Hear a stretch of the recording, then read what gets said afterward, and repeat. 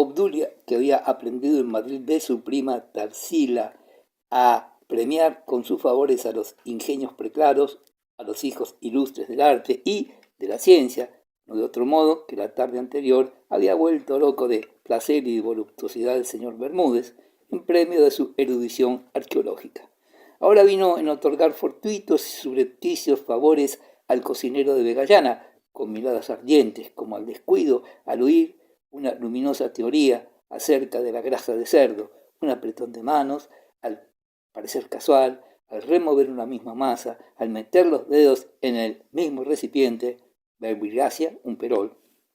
El cocinero estuvo a punto de caer de espaldas, de puro goce, cuando por motivo del punto que le convenía al dulce de melocotón, Obdulia se acercó al dignísimo Pedro y sonriendo le metió en la boca la misma cucharilla que ella acababa de tocar con sus labios de rubí. Este rubí es del cocinero. Al personaje del mandil se le apareció en lontananza la conquista de aquella señora como una recompensa final, digna de una vida entera consagrada a salpimentar las comidas de tantos caballeros y damas que gracias a él habían encontrado más fácil y provocativo el camino de los dulces y sustanciales amores. Pedro llegó a donde pocas veces a consentir que las criadas de la casa intervinieran en los asuntos de los negros pucheros de hierro. Él amaba a la mujer, a todas las mujeres, pero no creía en sus facultades culinarias. Otro era su destino. La cocina y la mujer son términos antitéticos, palabras que había aprendido en sus cucuruchos de papel impreso. La libertad y el gobierno son antitéticos. Había leído en un periódico rojo y aplicaba la frase a la cocina y a la mujer. Lo que pensaba todo Vetusta de las literatas, lo pensaba Pedro de las cocineras. Las llamaba marimachos. Si se le decía que los cocineros son más caros y gastan más, respondía, amigo, el que no sea rico, que no coma. Por lo demás, él era socialista, pero en otras materias. Cuando entraron en la cocina los señoritos, Pedro volvió a su continente habitual, al gesto displicente que usaba con las criadas y con los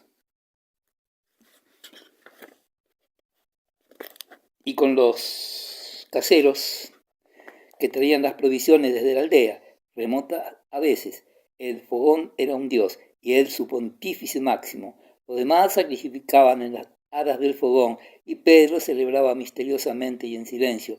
Volvió su gesto desdeñoso porque así entendía el respeto a los amos. Apenas contestaba si le hablaban. No tardó en ver por sus ojos que la donna è móvil, como cantaba él a menudo. Obdulia, en cuanto entraron los otros, lo olvidó por completo. Antes había olvidado a don Saturnino, que yacía en el lecho del dolor, con sendos parches de cebo en las sienes, entregado al placer de rumiar los dulces recuerdos de aquella tarde arqueológica. La conversación de metafísica erótica que Mesía y Paco acababan de dejar no les permitía, al principio, participar de aquel entusiasmo gastronómico y culinario a que estaban entregadas las damas. Verdad es que la hora de comer se acercaba y aquellos olores excitaban el apetito, pero el ideal no come.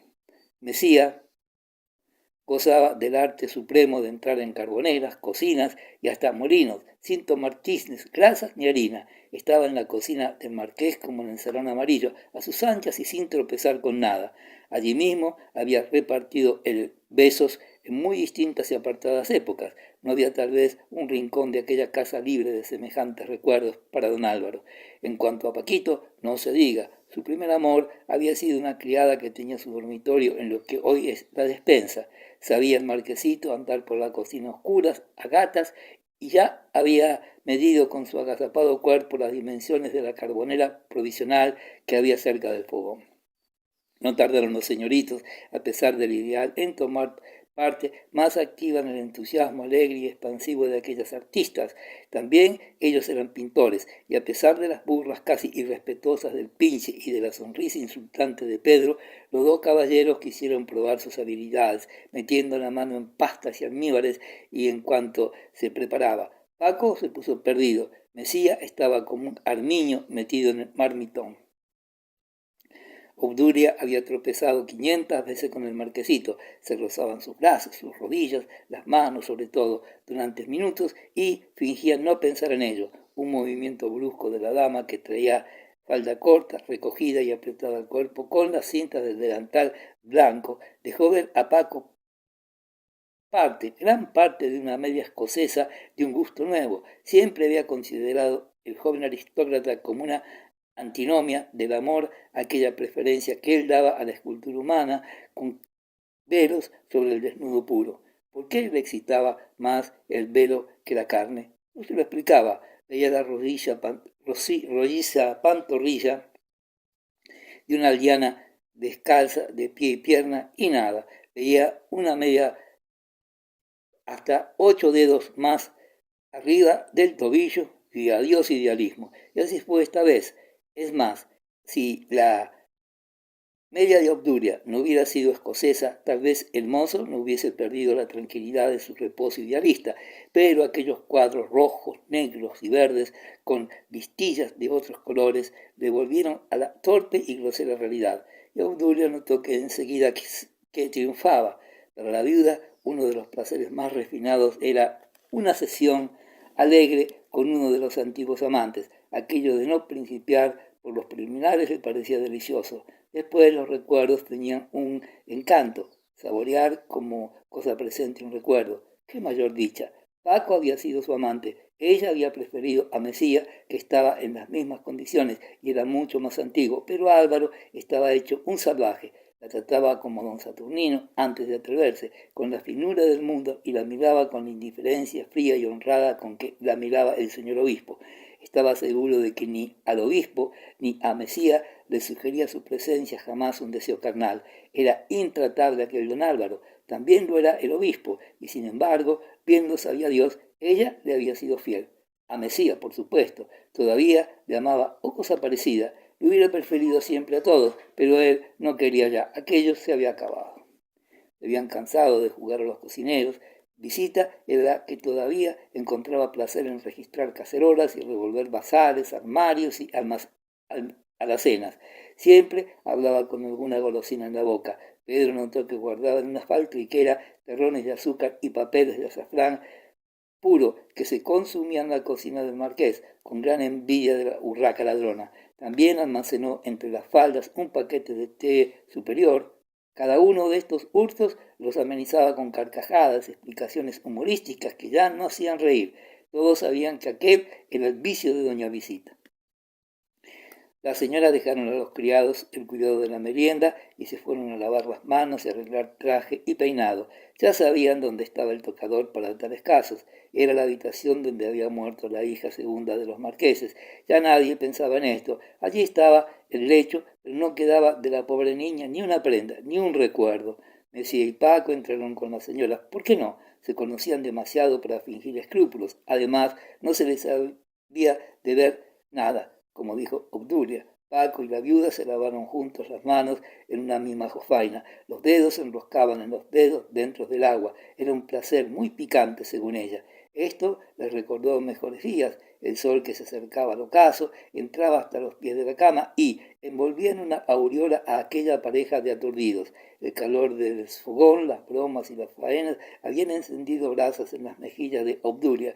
Una oreja le echaba fuego. Estaba excitada, quería algo y no sabía qué. No era cosa de comer, de fijo, porque había probado de 100 golosinas y hasta algo de la comida del marqués por chanza. Visitación y Mesía, más tranquilos, conversaban al balcón, apoyados en el hierro frío del antepecho. No volverían la cara, estaba ella segura. Entre estos camaradas jamás se falta a ciertos pactos tácitos. El marquesito soltó una carcajada. ¿De qué te ríes?, dijo Obdulia. De Joaquinito Orgaz, el flamenco, que andará buscándote por todas partes, el chusco, ¿eh? Obdulia meditó y al fin rió a carcajadas. Era chusco, en efecto. Se habían sentado sobre la cama de la difunta. Los pies de la viuda se movían oscilando como péndulos. Se veía otra vez la media escocesa. Ahora se veían dos. Obdulia suspiró. Se habló de lo pasado. En rigor, que siempre se habían querido, había algo que les unía a pesar suyo. Se tronaba porque la constancia es imposible y hasta el cabo. Eran ridículas unas relaciones muy largas. Esto lo habían aprendido los dos en Madrid. Los matrimonios deben aburrirse a los 2 años. A más tardar, los arreglos pueden tirar algo más poco. Pero, ¿verdad?, dijo Obdulia poniéndose más guapa, que esto de encontrarse de vez en cuando se parece un poco a un buen día de sol en invierno en esta tierra maldita del agua y la niebla. Magnífico, exclamó Paco. Es verdad, una cosa sentía yo que no sabía explicarme. Y era eso. Y como le pareciera alambicado y poético este sentimiento, se consagró a enamorar de todo corazón a la viuda por aquella tarde. Era lo que llamaba ella saborear los recuerdos. Visitación también tenía brasas en las mejillas y sus ojos pequeños los habían hermoseado el calor de la cocina y la animación de la broma, arrancándole reflejos de fingida pasión. Su pelo, de un rubio oscuro, era rizoso y caía a mechones revueltos sobre su frente. Hablaban ella y don Álvaro como hermanos cariñosos. Él había sido su primer amor serio, es decir, el primero que le había hecho cometer imprudencias, como verbigracia, saltar de noche por un balcón. Pero estaba ya tan lejos todo aquello. La vida había puesto por medio todos sus prosaicos cuidados, la necesidad de acudir a cada paso con expedientes, a restañar las heridas del crédito, a conjurar la bancarrota, había convertido el espíritu de aquella loca al positivismo vulgar y había atajado las demasías eróticas de su fantasía juvenil. Hacía muy buena casada, en opinión de la gente. Esto es, atendía con gran esmero y diligencia a la hacienda y a los quehaceres domésticos. Mesía y Visita no tenían en el invierno de sus amores aquellos días de sol de que hablaba Obdulia, pero cuando se veían a solas y algunos de ellos tenían algún cuidado o preocupación, de esos que piden confidentes y consejeros, lo decían todo, o casi todo, se hablaban en voz baja, muy cerca uno del otro, y volvían a llamarse de tucumontaño. Parecían un matrimonio bien avenido, aunque sin amor, ya a fuerza de años. Bah, decía Visitación con un poco de tristeza verdadera que daba interés al ocaso de su hermosura. Bah, Vascadio, esta vez, de veras, te lo conozco yo. Pero también te digo una cosa, que te va a costar tu trabajo. Mesía hablaba de la regenta con Visita con más franqueza que con Paco. Su política tenía que ser diferente. Al marquesito había que hablarle de amor puro, por los motivos explicados antes. A Visita de una conquista más. Comprendía don Álvaro que Visitación quería precipitar a la regenta en el agujero negro donde había caído ella y tantas otras. Visita era amiga de Ana desde que ésta había venido a Vetusta con su tía doña Anunciación y con Ripamilán. El hoy arcipreste admiraba a su amiguita, elogiaba su hermosura y su virtud, pero la hermosura la molestaba como a todas y la virtud la volvía loca. Quería ver aquel armiño en el lodo, la aburría tanta alabanza, todo Vetusta diciendo la regenta, es inexpugnable. Al cabo llegaba a cansar aquella canción eterna, hasta el modo de llamarla era tonto, la regenta. ¿Por qué? ¿No había otra? Ella lo había sido en Vetusta poco tiempo. Su marido había dejado la carrera muy pronto. ¿A qué venía aquello de regenta por aquí, regenta por allí? Poco tiempo tenía la mujer del empleado del banco para consagrarlo a estas malas pasiones de pura fantasía y mala intención. Necesitaba la atención para la prosa de la vida, que era bien difícil. Pero algún desahogo había de tener. Pues bien, procurar que Ana fuese al fin y al cabo como todas. No se separaba de ella en cuanto podía. A la iglesia, al paseo, al teatro, iban justas casi siempre, aunque Ana iba pocas veces. La del banco, desde que había descubierto algún interés por don Álvaro y en su amiga y en Mesía deseos de vencer aquella virtud, no pensaba más que en precipitar lo que en su concepto era necesario. No quería a nadie capaz de resistir a su antiguo novio. En cuanto estaban solos, hablaban de aquel asunto. Álvaro negaba que hubiese por su parte amor, un capricho fuerte arraigado en él por las dificultades. Visita fingía preferir que fuese una pasión verdadera, disimulaba el placer íntimo que encontraba en las afirmaciones del otro. Ya lo sabes, Visita, amar no es para todas las edades, no hablemos de eso. Se quiere una vez y después se las arregla uno como puede. Mesía, al decir esto, encogía los hombros con un gesto de desesperación humorística, que a él y a sus adoratrices se les antojaba muy interesante, byroniano, si las adoratrices sabían de Byron. Y ella es hermosa, Alvarín, hermosa, hermosa, eso te lo juro yo, sí, eso a la vista está. No todo está a la vista, como comprendes, y como ella no hace lo que esa otra, apuntaba con el dedo pulgar hacia atrás donde se oía el cuchicheo de Paco y Obdulia, como Ana jamás se aprieta con cintas y poleas hacen agua, y las faldas ni se embute, si las vieras. Me lo figuro, no es lo mismo. Hubo una pausa y continuó visita. ¿Ves esa cara dulce, apacible, que solo tiene algo de pasión en los ojos? Y esa como a la sombra debajo de las pestañas contenida. ¿Verdad que tiene razón, Frigilis? ¿Qué dice ese sonámbulo? Que la regenta se parece mucho a la Virgen de la Silla. Es verdad, la cara sí, y la expresión y aquel modo de inclinar la cabeza cuando está distraída. Parece que está acariciando a un niño con la barba redonda y pura. Hola, hola, el pintor. Las chispas de los ojos de la jamona saltaron como las de un brasero aventado. Dice que no está enamorado y la compara con la Virgen. Creo que la pobre siente mucho no tener un hijo.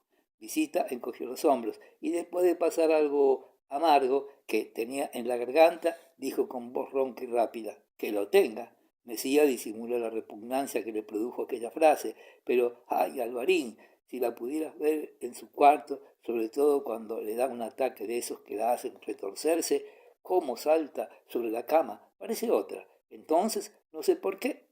Me explico yo el capricho de la piel de tigre que dicen que le regaló un inglés americano.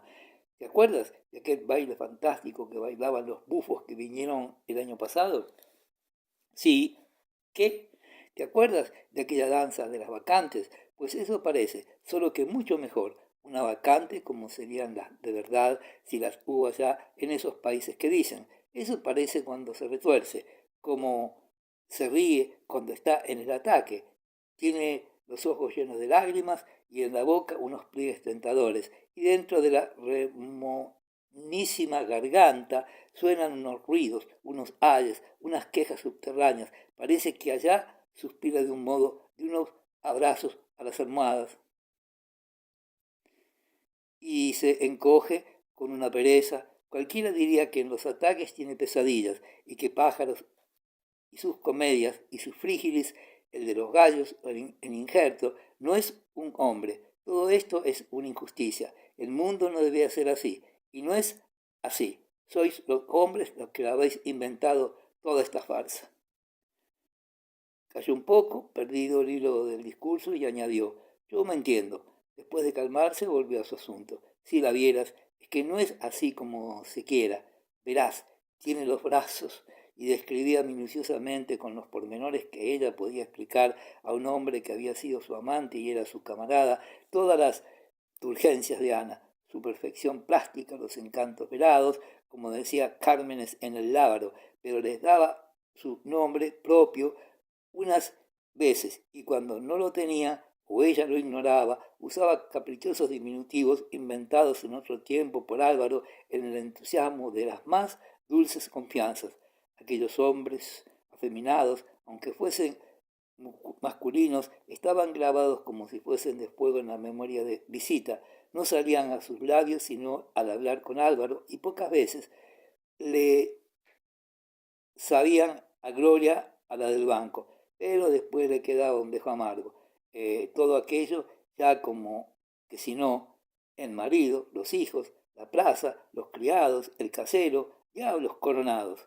Visita iba señalando en su cuerpo sin coquetería, sin pensar en lo que hacía, las partes correspondientes de la regente, que describía con entusiasmo, y dijo al terminar su descripción apuntándose atrás, se precia esa otra de buena forma, buena comparación tiene. La cita era sabia y oportuna. Visitación suponía a don Álvaro enterado de lo que era aquella otra, y no había comparación. Quien ahora tragaba saliva era el presidente del casino, colorado, como una amapola, ya tenía él en sus ojos casi siempre apagados las chispas que saltaban de los de visita. Pero te ha de costar mucho trabajo. Puede que no tanto, dijo Mesías sin contenerse. Ella tragar, ya tragó el anzuelo. ¿Crees tú? Sí, estoy segura, pero no te fíes. Puedes marcharte con una tajada y dejar el pez en el agua. Como yo vea el momento de tirar, mucho tiempo llevas pensándolo. ¿Quién te lo ha dicho? Estos, y puso dos dedos sobre los ojos. Y lo de ella, ¿cómo lo sabes? Curiosón. El que no está enamorado, enamorado, ni por pienso, pero es natural lo que quiera saber cómo está ella, para echar mis cuentas. Ella no está como un guante, pero por dentro andará la procesión, menudeando los ataques de nervios. Ya sabes que cuando se casó cesaron, que después volvieron, pero nunca con la frecuencia de ahora. Su humor es desigual, exagera la severidad con que juzga a las demás, la aburre todo, pasa unas encerronas, ta. Eso no es decir nada, es mucho. Nada en mi favor. Tú, ¿qué sabes? Mira si le hablan de ti, palidece o se pone como un tomate, enmudece y después cambia de conversación en cuanto puede hablar. En el teatro, en el momento en que tú vuelvas la cara, te clava los ojos. Y cuando el público está más atento a la escena y ella cree que nadie la observa, te clava los gemelos. Pero la observo yo por curiosidad, claro, porque a mí, en último caso, ¿qué? Su alma, su palma. ¿No eres su amiga íntima? Su amiga, sí, íntima. Ella no tiene más intimidades que las de dentro de su cabeza. Tiene ese defectillo, es muy cavilosa y todo se lo guarda porque ella no sabrá nunca nada. Un momento de silencio, a no ser que ahora se lo cuente todo al magistral. Ya sabrás que le ha tomado de confesor. Sí, eso dicen. Creo que es cosa del arcipreste, que se cansa de asistir al confesionario. No, es cosa de ella. Tiene otra vez sus proyectos de misticismo. Visita llamaba misticismo a toda devoción que no fuera como la suya, que no era devoción. Ana, cuando chica, allá en Loreto, tuvo ya, según yo averigüé, arranques así, como de loca, y visiones, en fin, desarreglos. Ahora vuelve, pero es por otra causa, y señaló al corazón. Está enamorada, Alvarico, no te quepa duda. Don Álvaro sintió un profundo y tiernísimo agradecimiento. Le daban una fe en sí mismo aquellas palabras. No quería saber más, o mejor comprendió que nada podía añadir visita. Vio en el rostro de aquella mujer esa amargura que revelaban ciertos músculos, mientras otros luchaban por borrar aquel gesto. Su voz temblaba un poco, daba lástima, o lo menos la sintió Mesía. Deja eso, dijo acercándose a su amiga. No hablemos de otros, hablemos de nosotros. Estás guapísima. Ahora, con esas, parecía que hablaba con lengua metálica. Tontina, si tú no fueras tan desconfiada. ¿Qué novedades son estas? Preguntaron los labios y la lengua de placas de acero. ¿Novedades? ¿Las llamas novedades? ¿Ingrata? Don Álvaro acercó su rostro al de la dama golosa. Nadie pasaba por la calle, era de las más desiertas, crecía hierba entre las piedras. Aquel silencio era el que llamaba solemne y aristocrático don Saturnino.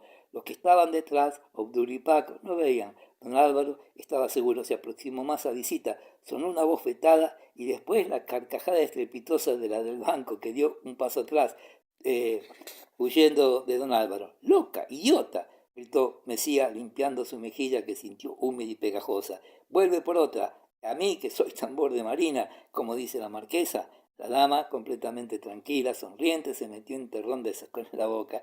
Era su sistema. Se prohibía a sí misma por desconfianza las dulzuras de los engaños de amor y las compensaba con golosinas que se pegaban al riñón.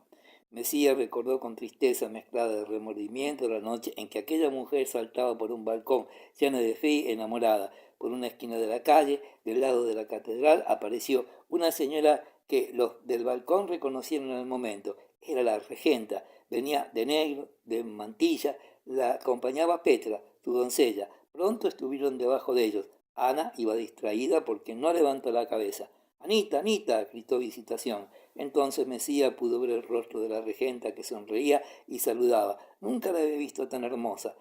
Traía las mejillas sonrosadas y ella era pálida. También parecía haber estado al lado de un fogón con Visita y Obdulia. Era en sus ojos había un brillo seco, destellos de alegría que se difundían en reflejo por todo el rostro. Venía con cara de sonreír a sus ideas. Y además de esto, notó Mesía que le había mirado sin conmoverse, sin turbarse, como Visita, ni más ni menos, hasta en su saludo, más franco y expansivo que otras veces había visto una especie de desaire, la expresión de una indiferencia que le irritaba. Era como si le hubiera dicho: Gosquecillo, tú no muerdes, no te temo. Se vería por lo pronto. Aquella afabilidad era desprecio. ¿Qué había pasado en la catedral? ¿Qué hombre era aquel don Fermín que en una sola conferencia había cambiado a aquella mujer? Todo esto pensó en un momento irritado, con vehemente deseo de salir de dudas y vacilaciones. pero nada le salió al rostro. Saludó con su aire grave, con aquel aire de gentleman que tanto le envidiaba a Trabuco, tu admirador y mortal enemigo. ¿Has confesado? Sí, ahora mismo. ¿Con el magistral, por supuesto? Sí, con él. ¿Qué tal? Excelente, ¿verdad? ¿Qué te decía yo? ¿No subes? No, ahora no puedo. Obdulia oyó la voz de Ana y corrió al balcón, sin cuidarse de reparar el desorden de su traje peinado. Ana, sube, anda, tonta, gritó la viuda mientras devoraba a la regenta con los ojos de pies a cabeza. Para Obdulia, las demás mujeres no tenían más valor que el de un maniquí de colgar vestidos. Para trapos, ellas. Para todos los demás, los hombres. Ana se excusó otra vez. Tenía que hacer. Saludó con graciosa sonrisa y siguió adelante. Un momento se habían encontrado sus ojos con los de Mesía, pero no se habían turbado ni escondido como otras veces. Le habían mirado distraídos, sin que ella procurase evitar el contacto de aquellas pupilas cargadas de lascivia y de amor propio irritado, confundido con el deseo. Todos callaban en el balcón mientras la regenta se alejaba y desaparecía por la calle desierta. Todos la siguieron con la mirada hasta que logró la esquina. Obdulia dijo queriendo afectar un tono desdeñoso: va muy sencilla, y se volvió al gabinete. Cómetela, gritó Visita al oído de Álvaro, con voz en que asomaba un poco de burla, y añadió muy seria: cuidado con el magistral, que sabe mucha teología parda. Capítulo 9. En la Plaza Nueva, en una rinconada sumida ya en la sombra, está el Palacio de los Osores, de fachada ostentosa, recargada, sin elegancia, de sillares ennegrecidos, como los del casino, por la humedad que trepa hasta el tejado por las paredes. Al llegar al portal, Ana se detuvo, se estremeció como si sintiera frío, miró hacia la boca calle próxima. Por allí el horizonte se abría lleno de resplandores. La calle del Águila era una pendiente rápida que dejaba ver en lontananza la sierra y los prados que forman su falda, verdes y relucientes entonces. Cruzaban la plaza y paseaban sobre los tejados golondrinas, gárrulas, inquietas, que iban y venían como si hiciesen sus visitas de despedida, próximo el viaje de invierno. Oye, Petra, no llames, vamos a dar un paseo. ¿Las dos solas? Sí, las dos. Por los prados, a campo traviesa. Pero, señorita, los prados estarán muy mojados. Por algún camino extraviado, por donde no hay gente. Tú que eres de estas aldeas y conoces todo eso, ¿no sabes por dónde podemos ir sin que encontremos a nadie? Pero si estará todo húmedo. Ya no, el sol habrá secado la tierra. Yo traigo buen calzado. Anda, vamos, Petra. Ana suplicaba con la voz como una niña caprichosa y con el gesto como una mística que solicita favores celestiales. Petra miró asombrada a su señora. Nunca la había visto así. ¿Qué era de aquella frialdad habitual, de aquella tranquilidad que parecía recelo y desconfianza disimulada? Tenía la doncella algo más de 25 años. Era rubia de color de azafrán, muy blanca, de facciones correctas. Su hermosura podía excitar deseos, pero difícilmente producir simpatías. Procuraba disimular el acento desagradable de la provincia y hablaba con afectación insoportable. Había servido en muchas casas principales, era buena para todo y se aburría en casa de Quintanar, donde no había aventuras, ni propias ni ajenas. Amos y criados parecían de estuco. Don Víctor era un viejo, tal vez amigo de los amores fáciles, pero jamás había pasado su atrevimiento de alguna mirada insistente, pegajosa y algún piropo envuelto en circunloquios que no le comprometían. El ama era muy callada, muy cavilosa, o no tenía nada que tapar, o lo tapaba muy bien. Sin embargo, Petra había adquirido la convicción de que aquella señora estaba muy aburrida. Aprovechaba las doncellas las pocas ocasiones que se le ofrecían para procurarse la confianza de la regente. Era solícita, discreta y fingía humildad, virtud la más difícil en su concepto. Un paseo a campo traviesa después de confesar solas en una tarde húmeda daba mucho en que pensar a Petra. Ella no deseaba otra cosa, pero insistía en su posición por ver a dónde llegaba el capricho del ama. Otras habían empezado así. Bajaron por la calle del Águila. A su extremo pasaba perpendicular la carretera de Madrid. Por ahí no, dijo el ama, por aquí. Vamos hacia la fuente de Maripepa. A estas horas no hay nadie por estos sitios y el piso ya estará seco. Todavía da el sol. Mire usted, allí está la fuente. Petra mostró a su señora allá abajo, en la vega, una orla de álamos que parecía en aquel momento de plata y oro, según la iluminaban los rayos oblicuos del poniente. El camino era estrecha, pero igual y firme. A los lados se extendían prados de hierbas alta y espesa y campos de hortalizas, huertas y prados. Los riegan las aguas de la ciudad y son más fértiles que toda la campiña. Los prados, de un verde fuerte, con tornasoles azulados, casi negros, parecen de tupido terciopelo. Reflejando los rayos del sol en el ocaso, deslumbraban. Así brillaban entonces. Ana entornaba los ojos con delicia, como bañándose en la luz tamizada por aquella frescura del suelo. Setos de madreselva y zarzamores orlaban el camino, y de trecho en trecho se erguía el tronco de un negrillo robusto y achaparrado, de enorme cabezota, como un haz de bastos, con algunos retoños en la calvicie, varillas débiles que la brisa sacudía, haciendo resonar como castañuelas las hojas solitarias de sus extremos. Mire usted, señora, cosa más rara, a ninguna de esas ramas le queda más hoja que la más alta, la de la punta. Después de esta observación y otras por el estilo, Petra se paraba a tomar florecillas en los setos, se pinchaba los dedos, se enganchaba el vestido en las zarzas, daba gritos, reía, iba tomando cierta confianza al verse sola con su ama, en medio de los prados, por caminos de mala fama, solitarios, que sabían de ella tantas cosas dignas de ser calladas.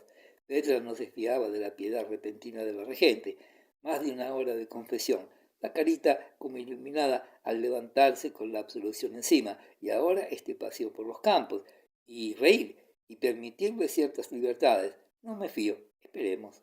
La doncella de Ana era amiga de llegar en sus cálculos y fantasías a las últimas consecuencias. Ya veían lontananza propinantes en monedas de oro, pero aquel sesgo religioso que tomaba la cosa daba por supuesto que había algo, traía complicaciones que ofrecía novedad para la misma Petra, que había visto lo que ella y Dios y aquellos otros caminos solitarios sabían. Llegaron a la fuente de Maripepa, estaba a la sombra de robustos castaños que tenían la corteza acribillada de cicatrices en forma de iniciales y algunas expresando nombres enteros. La orla de álamos que se veía desde lejos servía como de muralla para hacer el lugar más escondido y darle sombra a la hora de ponerse el sol. Por oriente se levantaba una loma que daba abrigo al apacible retiro formado por la naturaleza en torno del manantial. Aunque situado en una hondonada, desde allí se veía magnífico paisaje, porque a la parte de occidente otras ondas del terreno que semejaban un oleaje de verdura dejaban contemplar los lejanos términos, y allá, confundido con la neblina, el Corfín, una montaña que escondía sus crestas en las nubes y caía a pico sobre valles ocultos, detrás de colinas y montes más próximos. El sol cegaba el ambiente, en que parecía flotar polvo luminoso, detrás del cual aparecía el Corfín con un tinte cárdeno. Ana se sentó sobre las raíces descubiertas de un castaño que daba sombra a la fuente, contemplaba las laderas de las montañas iluminadas como por luces de bengala, y casi entre sueños oía a su lado el murmullo discreto del manantial y de la corriente que se precipitaba a refrescar los prados. Sobre las ramas del castaño saltaban gorriones y pinzones que no cerraban el pico y no acababan nunca de cantar formalmente, distraídos en cualquier cosa, inquietos, revoltosos y vanamente gárrulos. Hojas secas caían de cuando en cuando de las ramas al manantial, flotaban dando vueltas con lenta marcha y acercándose al cauce estrecho por donde el agua salía, se deslizaban rápidas, rectas y desaparecían en la corriente donde la superficie tersa se convertía en rizada plata.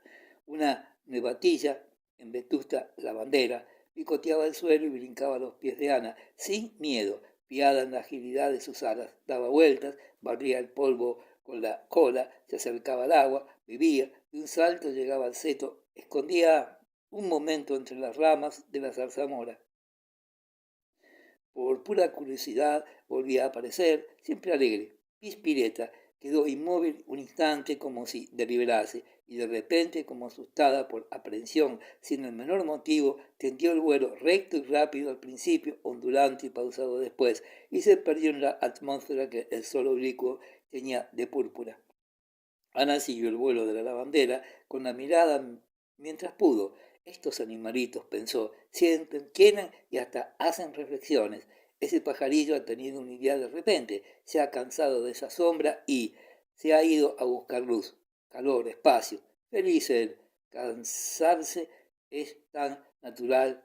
Ella misma, la regenta, estaba bien cansada de aquella sombra en que había vivido siempre. Sería algo nuevo, algo digno de ser amado, aquello que el magistral le había prometido, cuando ella le había dicho que en la adolescencia había tenido antojos místicos y que después sus tías y todas las amigas de Vetusta le habían hecho despreciar aquella vanidad piadosa. ¿Qué había contestado el magistral? Bien se acordaba, le zumbaba todavía en los oídos aquella voz dulce que salía en pedazos como por tamiz por los cuadrillos de la celosía del confesionario.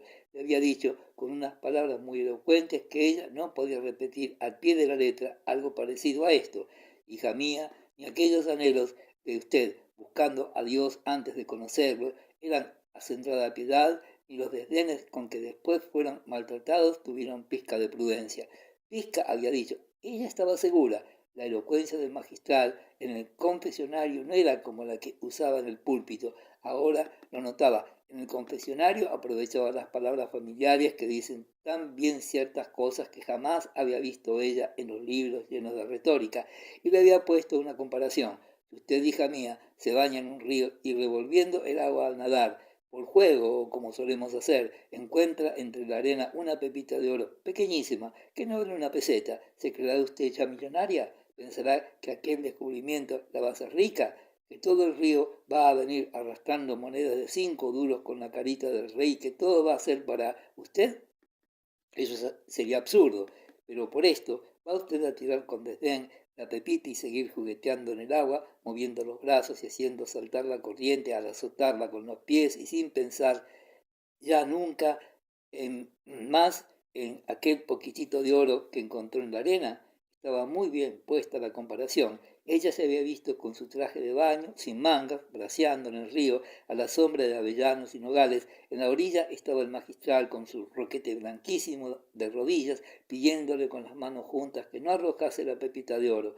La elocuencia era aquello, hablar así, que se viera lo que se decía, se había entusiasmado con aquel fluir de palabras dulces, nuevas, llenas de una alegría celestial. Había abierto su corazón delante de aquel agujero con varillas atravesadas. También ella había dicho muchas palabras que no había usado en su vida hablando con los demás. Entonces el magistral, allá adentro, callaba, y cuando ella terminó, la voz del confesionario temblaba al decir: hija mía, esa historia de sus tristezas, de sus ensueños, de sus aprensiones, merece que yo medite mucho. Su alma es noble, y solo porque en este sitio yo no puedo tribular elogios al penitente, me abstengo de señalar dónde está el oro y dónde está el lodo, y de hacerle ver que hay más oro de lo que parece. Sin embargo, usted está enferma. Toda alma que viene aquí está enferma. Yo no sé cómo hay quien hable mal de la confesión, aparte de su carácter de institución divina, aún mirándola como asunto de utilidad humana. No comprende usted y puede comprender cualquiera que es necesario este hospital de almas para los enfermos del espíritu. El magistral había hablado de las consultas que los periódicos protestantes establecen para dilucidar casos de conciencia. Las señoras protestantes que no tienen padre espiritual acuden a la prensa. ¿No es esto ridículo? El provisor había sonreído con la voz y había continuado diciendo lo que en sustancia era esto. No debía ella acudir allí solo a pedir la absolución de sus pecados. El alma tiene como el cuerpo su terapéutica y su higiene. El confesor es médico higienista, pero así como el enfermo que no toma la medicina o que oculta su enfermedad y el sano que no sigue el régimen que se le indica para conservar la salud, asimismo se hacen daño, así propios se engañan. Lo mismo se engaña y se daña a sí propio el pecador que oculta los pecados o no los confiesa tales como son o los examina de prisa y mal, o falta al régimen espiritual que se le impone. No bastaba una conferencia para curar un alma, ni acudir con enfermedades viejas y descuidadas. Era querer sanar de veras. De todo esto se deducía racionalmente. Aparte, todo precepto religioso, la necesidad de confesar a menudo. No se trataba de cumplir con una fórmula. Confesar no era eso, era indispensable escoger con cuidado el confesor cuando se trataba de ponerse en cura, pero una vez escogido era preciso considerarle como lo que era en efecto, padre espiritual y, hablando fuera de todo sentido religioso, como hermano mayor del alma, con quien las penas se desahogan y los anhelos se comunican, y las esperanzas se afirman y las dudas se desvanecen. Si todo esto no lo ordenase nuestra religión, lo mandaría el sentido común. La religión en toda razón, desde el dogma más alto hasta el menor menos importante del rito. Aquella conformidad de la fe y de la razón encantaba a la regente. ¿Cómo tenía ella 27 años y jamás había oído esto? No se había atrevido a preguntárselo al magistral, pero tiempo habría. Un gorrión con un grano de trigo en el pico se puso enfrente de Ana y se atrevió a mirarla con insolencia. La dama se acordó del arcipreste que tenía el don de parecerse a los pájaros. Era un buen señor Ripamilán, pero qué manera de confesar, una rutina que nunca le había enseñado nada, a no ser su matrimonio, nada había sacado de aquellas confesiones. Decía el pobre hombre que se sabía de memoria los pecados de la regente y la interrumpía siempre con su eterno bien, bien, adelante. ¿Qué más? Adelante. Reza 3 Padres Nuestros, una salve y reparte limosnas. Qué hombre tan raro. ¿Cuándo le había hablado don Cayetano de si tenía ella este o el otro temperamento? Pues el magistral enseguida le había dicho que era un temperamento especial, que todo esto y más había que tener en cuenta. Esto era completamente nuevo. Además, le había halagado mucho el notar que don Fermín le hablaba como persona ilustrada, como un hombre de letras. Le había citado autores, dando por supuesto que los conocía, y al usar sin reparo palabras técnicas se guardaba de explicárselas. Y qué elevación, qué era la virtud, qué era la santidad. Aquello había sido lo mejor. La virtud era la belleza del alma, la pulcritud, la cosa más fácil para los espíritus nobles y limpios, pero un perezoso enemigo de la ropa limpia y del agua. La pulcritud es un tormento, un imposible para una persona decente, así había dicho, una necesidad de las más imperiosas de la vida. La religión no presentaba como una senda ardua la de la virtud, sino para los que viven sumidos en el pecado. Pero el hombre nuevo siempre estaba despierto en nosotros. No había más que darle una voz y acudía. La virtud comienza por un esfuerzo ligero, si bien contrario al hábito adquirido. Al día siguiente el esfuerzo era menos costoso y su eficacia mayor, por la velocidad adquirida, por la inercia del bien. Esto era mecánico, así lo había dicho el Señor de Paz. La virtud podía definirse, el equilibrio estable del alma, además en una alegría, un buen día de sol, ráfagas de aire fresco embalsamado, el alma virtuosa se convertía en una pajarera donde gorjeaban alegres los dones del Espíritu Santo, animando el corazón en las tristezas de la vida. Aquella melancolía de que ella se quejaba, la nostalgia de la virtud a que llegaría y por la que suspiraba su espíritu como por su patria. La virtud era cuestión del arte, de habilidad. No solo se conseguía por el ayuno, por el escepticismo. Este era un medio muy santo, pero había otros en la vida bulliciosa de nuestras ciudades. Se puede aspirar también a la perfección. En aquel momento se figuraba a la regenta como una Babilonia, aquella vetusta que le pareciera siempre tan pequeña, tan monótona y triste. Ella, que había leído a San Agustín, no recordaba que el santo obispo gustaba de la música religiosa, no por el deleite de los sentidos, sino porque elevaba el alma.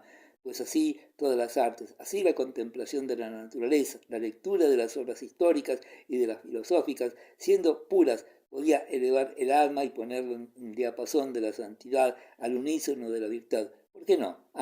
Y después, cuando se llegaba más arriba, a la seguridad de sí mismo, cuando ya no se temía la tentación, sino con temor prudente se encontraban edificantes muchos espectáculos que antes eran peligrosos. Así, por ejemplo, la lectura de libros prohibidos, veneno para los débiles, era purga para los fuertes. Al que llega a cierto grado de fortaleza, la presencia del mal le edifica a su modo. Por el contraste, el magistral no había dicho si él era tan fuerte como todo eso, pero ella suponía que sí. De todas maneras, la virtud y la piedad eran cosas bien diferentes de lo que le habían enseñado sus tías y la devoción vulgar. Así la llamó para sus adentros, que había aprendido como una rutina. Sí, la religión verdadera se parecía en definitiva a sus ensueños de adolescente, a sus visiones del monte de Loreto, más que a la sosa y estúpida disciplina que le habían enseñado como piedad seria y verdadera. Y cuántas más lecciones le había prometido el magistral para otro día, cuántas cosas nuevas iba a saber y a sentir, y qué dicha tener un alma hermana, hermana mayor, a quien poder hablar de tales asuntos, los más interesantes, los más altos sin duda. De la cuestión personal, esto es, de los pecados de Ana, se había hablado poco. El magistral generalizaba enseguida, no tenía datos, necesitaba conocer a la mujer.